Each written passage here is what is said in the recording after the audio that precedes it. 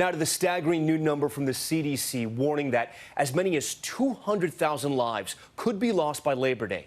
Tonight, the death toll already more than 168,000. That's specter as children are going back to school. Classrooms in Arizona ready for them to arrive. You see it here. While some schools that have already opened have students and staff now in quarantine after some at their schools tested positive. And news tonight about how long survivors of the virus may be protected. Here's ABC's Matt Gutman. Tonight, the CDC with that staggering projection. By Labor Day, 200,000 Americans could be lost to the virus. We're starting to see the inkling of the upticks in the percent of the tests that are positive, which we know now from sad past experience that that's a predictor that you're going to have more surges. And in many places, testing still facing challenges. Tressie Seymour waiting 10 hours in Rhode Island. Now it's going on almost 7 hours that I've been in my car waiting to get tested for a rapid test. California now tops 600,000 cases, the most in the nation. And this oppressive heat wave is forcing dozens of testing centers across the state like this one to limit their hours or close entirely this weekend. In Texas, deaths near 10,000. The Bautista family losing both parents and two sisters within weeks of each other. Every morning you wake up thinking you're going to get another phone call. It's not a virus you play with. The CDC now telling people who have fully recovered from the virus they don't need to quarantine or get tested for 3 months as long as they don't have symptoms. In Georgia, 1,600 staff and students quarantined after positive tests in schools.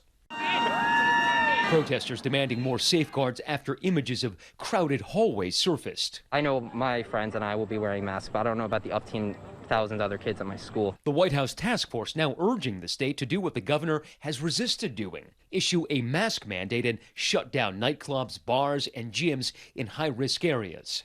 They're warning the virus is widespread and expanding.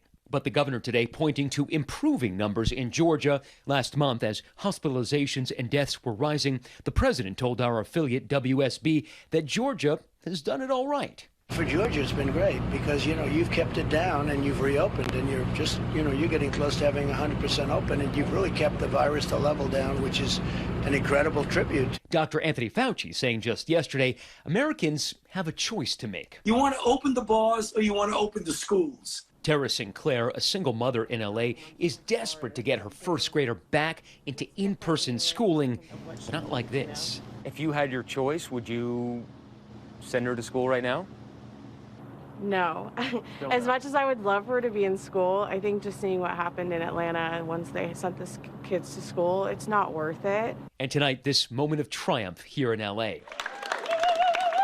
Beatrice Marquez finally leaving the hospital after battling the virus for months.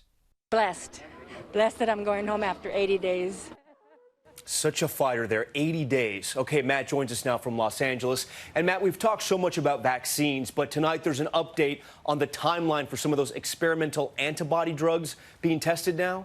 And what they're talking about, Tom, are lab-engineered antibodies that would help an immune system fight off the virus. Now, the drug makers say that they had hoped that the production would start by the end of the summer. That timeline has now shifted towards the end of the year, and they blame that partly on the hospitals that are administering the trials inundated with COVID cases, and also because nationwide testing has been so very problematic. Tom.